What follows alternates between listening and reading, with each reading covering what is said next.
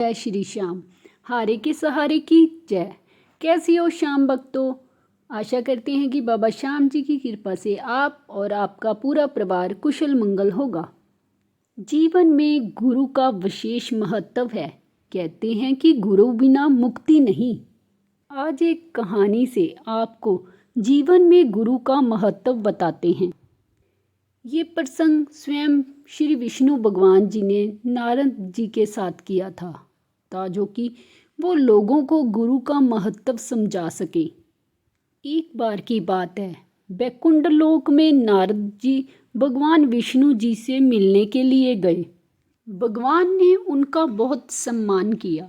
जब नारद जी वापस चले गए तब विष्णु जी ने माता लक्ष्मी जी को कहा, हे लक्ष्मी, जिस स्थान पर नारद जी बैठे थे उस स्थान को गाय के गोबर से लेप दो। जब विष्णु जी ये बात कह रहे थे तब उस समय नारद जी बाहर ही खड़े थे और उन्होंने ये बात सुन ली और उनको ये बहुत बुरा भी लगा। वो वापस आए और भगवान विष्णु जी से पूछने लगे, हे प्रभु, ये क्या बात है? जब मैं आया तब आपने मेरा खूब सम्मान किया, और जब मैं जा रहा हूँ तब आप माता लक्ष्मी जी से ये क्यों कह रहे हो कि जिस स्थान पर नारद बैठा था उस स्थान को गाय के गोबर से लीप दो। भगवान विष्णु मुस्कुराए और कहा, हे नारद, मैंने आपका सम्मान इसीलिए किया क्योंकि आप देव ऋषि हैं। मैंने देवी लक्ष्मी जी से ऐसा इसीलिए कहा क्योंकि आपके कोई गुरु नहीं हैं, आप निर्गुरी हैं।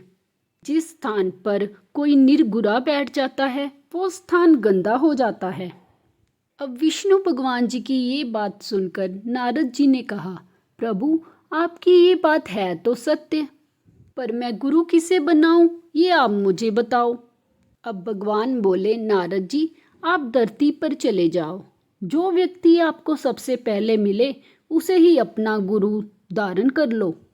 नारद जी ने उन्हें प्रणाम किया और कहा कि ठीक है प्रभु, जैसा आप कहें। अब नारद जी चले गए। जब वो धरती पर आए तो उन्हें सबसे पहले एक मछली पकड़ने वाला मछुआरा मिला। नारद जी वापस नारायण के पास गए और कहा कि प्रभु, वो मछुआरा तो कुछ नहीं जानता, मैं उसे गुरु कैसे मान सकता हूँ। अब ये बात सुनकर प्रभु ने कहा, नारद जी, अपना प्रण पूरा कीजिए। अब नारद जी वापस आए और उस मछुआरे से कहा कि तुम मेरे गुरु बन जाओ। पहले तो वो मछुआरा माना नहीं, पर बाद में बहुत मनाने के बाद वो मान गया। अब मछुआरे को राजी करने के बाद नारद जी वापस भगवान के पास गए और कहा कि प्रभु, मेरे गुरुजी को तो कुछ भी नहीं आता, तो मुझे क्या सिखाएंगे। अब ये सुनकर भगवान विष्णु जी को क्रोध आ गया और उन्होंने कहा कि नारद, गुरु निंदा करते हो, जाओ, मैं तुम्हें श्राप देता हूँ, तुम्हें 84 लाख योनियों में घूमना पड़ेगा।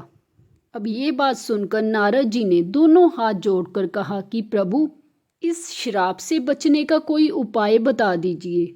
भगवान ने कहा कि इसका उपाय जाकर अपने गुरुदेव से ही पूछो।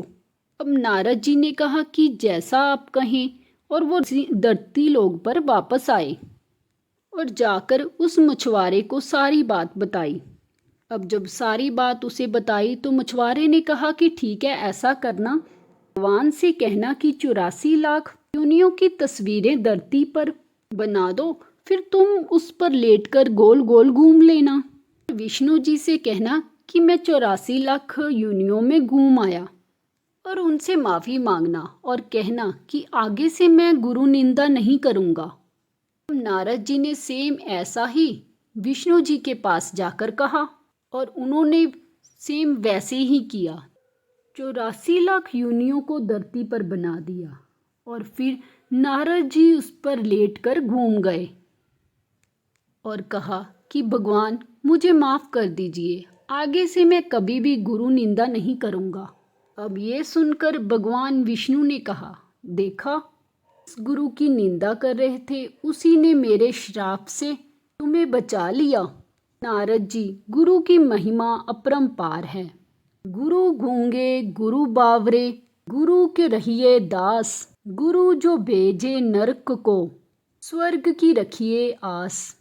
मतलब गुरु चाहे गूंगे हों, गुरु चाहे बावरे हों, मतलब पागल हों, गुरु के हमेशा हमें दास बनकर रहना चाहिए। गुरु अगर हमें नरक को भेजते हैं तब भी शिष्य को यही इच्छा रखनी चाहिए, मेरे गुरुदेव ने मुझे ये कार्य करने को कहा है, नरक में जाने के लिए कहा है, अभी इसे मुझे स्वर्ग ही मिलेगा, अर्थात इसमें मेरा कल्याण ही होगा। अगर शिष्य को गुरु पर पूर्ण विश्वास हो तो उसका बुरा स्वयं गुरु कर ही नहीं सकते हैं। जैसे कि एक पंडित जी धन्ना भगत को एक साधारण सा पत्थर देकर कहते हैं कि इसकी पूजा करना, इसको भोग लगवाना, और जो धन्ना जाट था वो गुरु के ऊपर अपने इतना विश्वास रखता था कि वो सिलवट्टे वाले पत्थर को भगवान समझकर उनकी पूजा करता रहा, उनको भोग लगाता रहा, और उसी पत्थर में से स्वयं भगवान प्रकट होकर उसे दर्शन देते हैं। धन्ना भगत के विश्वास से ही उस पत्थर में से भगवान प्रकट हुए थे। फिर गुरु पर वचन विश्वास रखने वाले का सोच लो, उद्धार होना तो बनता ही है। सनातन धर्म में कहा जाता है कि गुरु के बिना परम ब्रह्म ज्ञान और मोक्ष दोनों ही नहीं मिल सकते। जीवन में गुरु का महत्व समझ लो और जान लो। संस्कृत के श्लोक में बताया गया है कि गुरु का स्थान तीनों लोगों से ऊपर है। गुरु ही ब्रह्मा है, विष्णु है, महेश। अपने गुरु को हमें हमेशा ही प्रणाम करना चाहिए। कबीर जी ने भी अपने दोहों में कहा, गुरुदेव आप ही हो प्रभु मेरे, जो मुझे बता रही हो कि भगवान कौन है, किस तरह से मुझे भगवान के साथ मिलन होगा। ये ऐसा हो कि भगवान और गुरु आपके सामने आ जाए और सबसे पहले आप अपने गुरु को ही प्रणाम करोगे, क्योंकि आपकी गुरु की वजह से ही आपको भगवान मिले हैं। उन्होंने ही तो हमें बताया है कि ये भगवान हैं। जैसे कि माता को प्रथम गुरु कहा जाता है, क्योंकि जब बच्चा पैदा होता है तो माँ ही तो बच्चे को बताती है कि कौन कौन है। माँ ही तो है जो बच्चे को सारी जानकारी देती है, इसीलिए माँ को प्रथम गुरु कहा जाता है। अगर हम चाहते हैं कि हमें हमारे ठाकुर मिले तो हमें अपने गुरु को पूजना चाहिए, गुरु को प्रणाम करना चाहिए, उनकी आज्ञा का पालन करना चाहिए। जय श्री श्याम, जय खाटू नरेश की।